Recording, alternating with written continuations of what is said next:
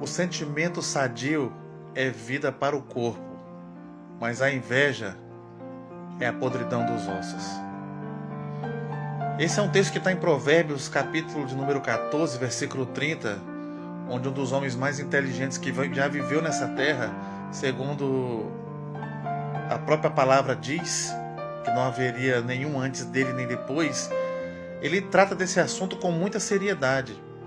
Porque uma vez que ele diz aqui que existe um sentimento que é bom, que é vida para o corpo, e em contrapartida existe um outro, que é a inveja, que é a podridão dos ossos. E quando fala de ossos, está falando da estrutura que nos sustenta, que uma vez apodrecida, uma vez minada, uma vez destruída, como nós haveremos de ficar em pé. Talvez você nunca pensou nisso, mas a inveja pode estar afetando agora a sua vida, afetando a tua vida sentimental entre você e o seu cônjuge, o teu casamento, entre você e os teus filhos, entre você e o teu emprego, o teu relacionamento com a igreja, o teu relacionamento com os dons que você expressa diante da sociedade. Como é que você faz para combater a inveja? Você sabia que a inveja é uma das armas poderosas de Satanás para destruir a vida, principalmente daqueles que servem a Deus? Talvez você nunca tenha pensado nisso, mas é um campo minado, onde nós trafegamos por ele todo dia.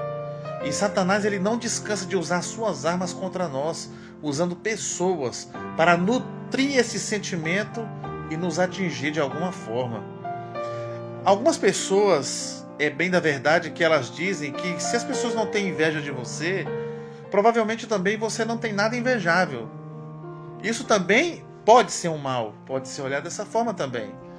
Porque quando você é uma pessoa que faz perfeitamente as coisas, quando você é muito dedicado, seja no casamento, no trabalho, e o fruto que você colhe disso, com certeza vai incomodar as pessoas.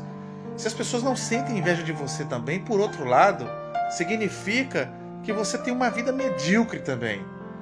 Mas fato é que no tocante a coisa mais importante sobre esse assunto é que o invejoso ele não descansa enquanto ele não tem aquilo que você tem.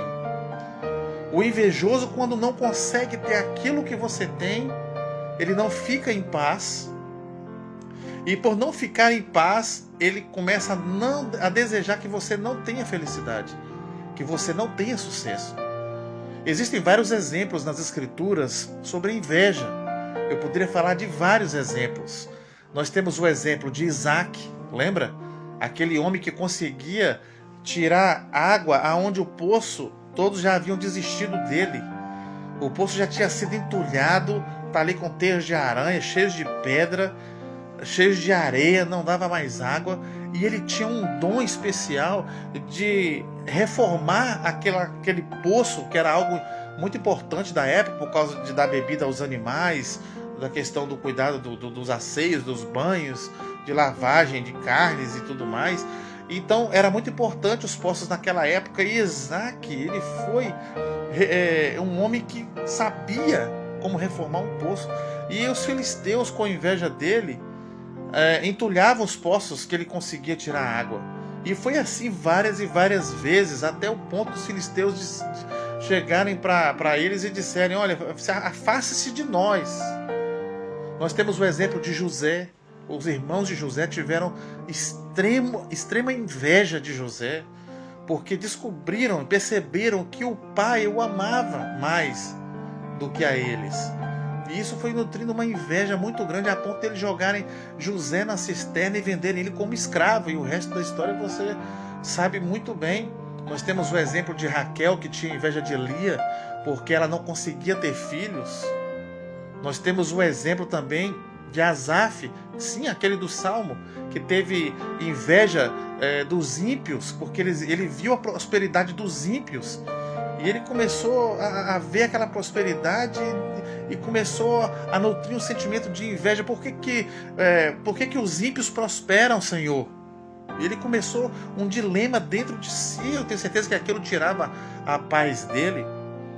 A inveja que tiveram de Moisés, porque era um homem manso, humilde, que Deus falava com ele de forma sobrenatural, de forma maravilhosa. E as pessoas começaram a dizer: será que Deus só fala com Moisés? Será que Deus não pode falar conosco também? E eles foram feridos, gravemente feridos, porque tiveram inveja de Moisés. Nós temos o exemplo de Daniel também, porque ele era mais excelente do que todos os outros da sua época.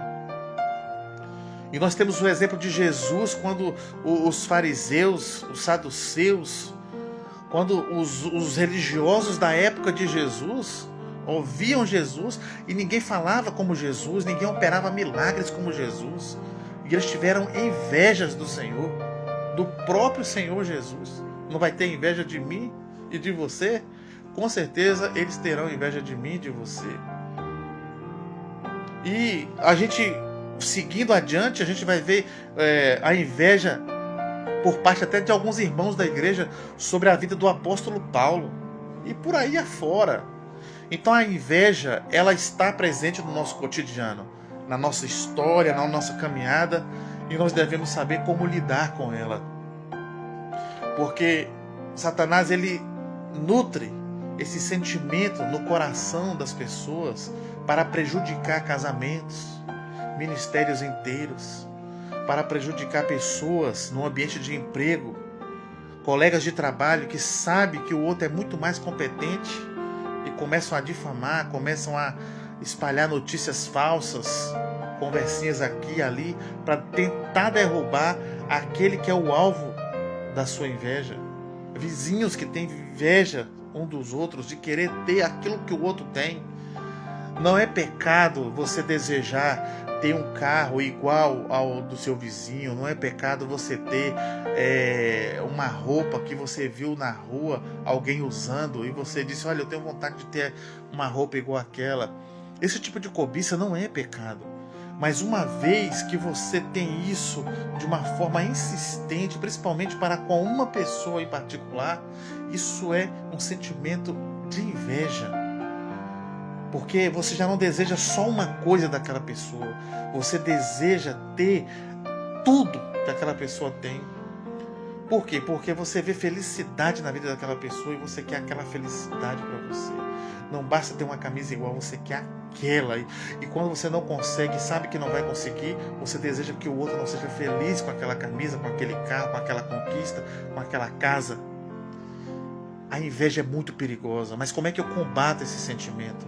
Tanto em mim como nas pessoas. É através da oração. Você tem que orar a Deus, falando com Deus: Senhor, afasta de mim os invejosos, aqueles que querem possuir aquilo que o Senhor me deu.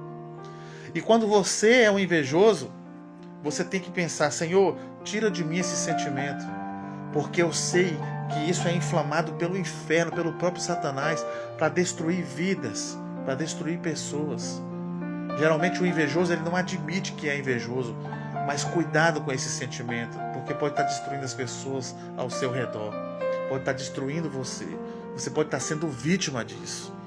Tem uma ilustração muito interessante sobre um monge que ele estava treinando seus alunos e de repente entrou pela porta um antigo aluno daquele mestre, daquele monge, e ele foi questionado, ele foi muito questionado na frente dos seus alunos, porque aquele homem gritava naquele pátio onde ele estava treinando seus alunos: você é fraco, você tem medo, você não é de nada, você está velho. E aquele monge se manteve em silêncio e não respondeu aquelas afrontas.